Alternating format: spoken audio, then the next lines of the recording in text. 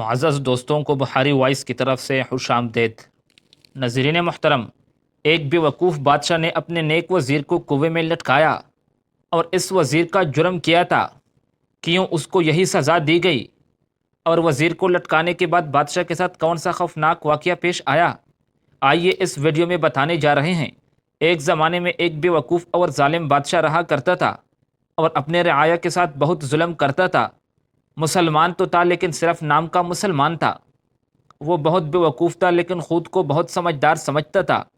بادشاہ کا ایک وزیر تھا جو بہت سمجھدار بھی تھا اور ساتھ ساتھ نیک اور پرہیزگار بھی تھا۔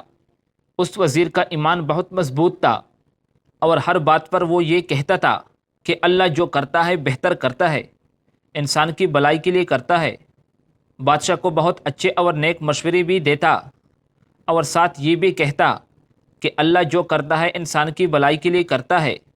بادشاہ اس کی ہر بات اور مشورہ سنتا اور اس پر عمل بھی کرتا، لیکن وزیر کا یہی جملہ جو اللہ کرتا ہے انسان کی بھلائی کے لیے کرتا ہے بادشاہ کو پسند نہ تھا کہ اس وزیر پر احسانات میں کرتا ہوں اور گیت اللہ تعالیٰ کا گاتا ہے، کھاتا اور پیتا ہمارا ہے لیکن نام اللہ کا لیتا ہے۔ یہ بات بادشاہ کو پسند نہ تھا۔ اللہ کا شان دیکھو کہ ایک دفعہ بادشاہ اور وزیر شکار کے لیے جنگل روانہ ہوئے۔ جنگل بہت گھنا اور خطرناک تھا اور خونخوار جانوروں نے بادشاہ پر حملہ کیا۔ نتیجے میں بادشاہ کے چند سپاہی زخمی ہو کر بے ہوش ہو گئے اور کچھ وہاں سے بھاگ گئے اور بادشاہ بھی بری طرح زخمی ہو گیا اور وزیر کو کچھ چوٹ نہ آئی۔ تو وزیر نے جب بادشاہ کو دیکھا تو کہنے لگا، اے بادشاہ سلامت، اللہ جو کرتا ہے بہتر کرتا ہے، انسان کی بھلائی کے لیے کرتا ہے اور اللہ تعالیٰ کی بہتری میں انسان کی بھلائی ہے۔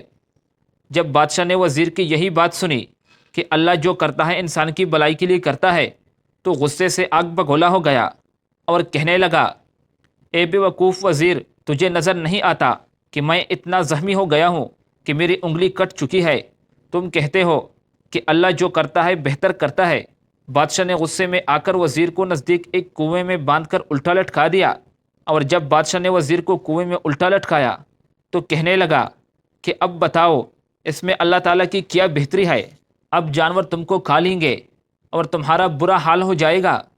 تو وزیر نے بادشاہ کو جواب دیا کہ اللہ جو کرتا ہے انسان کی بھلائی کے لیے کرتا ہے، اس میں میری بہتری ہے۔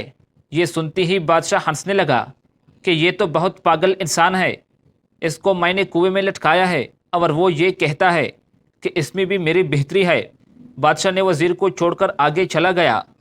اب بادشاہ بہت دور چلا تھا کہ جنگلی لوگوں نے بادشاہ کو گھیرے میں لے لیا۔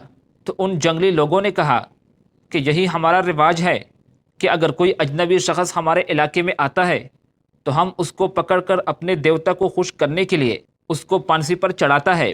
اب آپ کو پانسی چڑھایا جائے گا۔